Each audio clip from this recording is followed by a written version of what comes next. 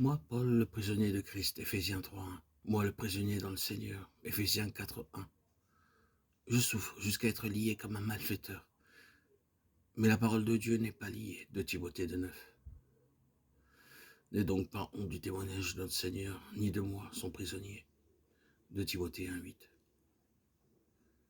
Dans un certain sens, on peut dire de l'apôtre Paul qu'il personnifie l'histoire de l'Église dans la présente économie.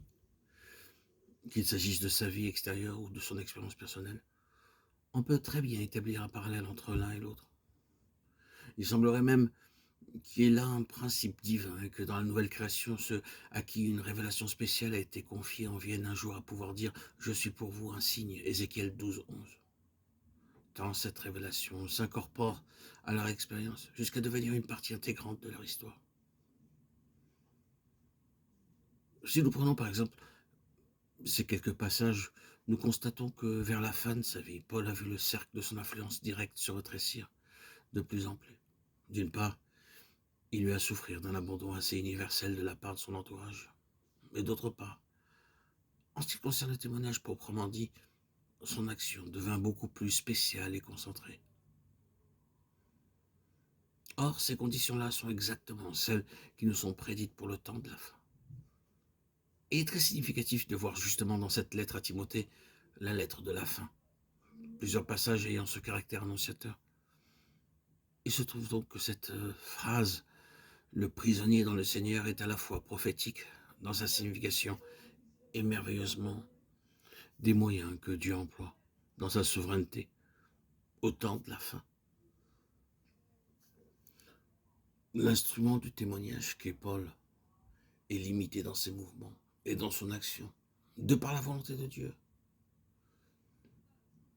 Quand nous jetons un coup d'œil d'ensemble sur les incidents qui ont abouti au départ de Paul pour Rome comme prisonnier, quand nous lisons en particulier cette parole d'Agrippa, cet homme eût pu être relâché s'il n'en eût pu appeler à César.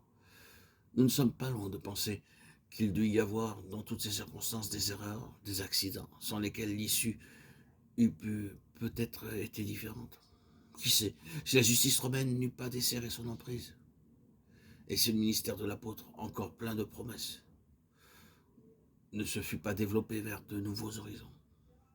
Ces pensées-là viennent spontanément à l'esprit quand on regarde les choses de près. Et l'on peut se demander si l'apôtre Paul lui-même, dans les heures difficiles, ne s'est pas reproché d'avoir été trop impulsif dans son appel à l'empereur. Eh bien non.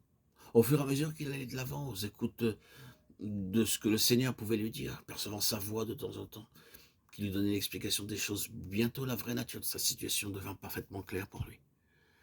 Quelle que fût dans son arrestation et dans l'évolution de son procès la part des facteurs humains, il y avait dans tout cela et au-dessus de tout cela le souverain gouvernement de Dieu. Et s'il était en prison maintenant, ce n'était pas de l'empereur qu'il était le prisonnier, mais du Seigneur lui-même. Paul, prisonnier de Jésus-Christ.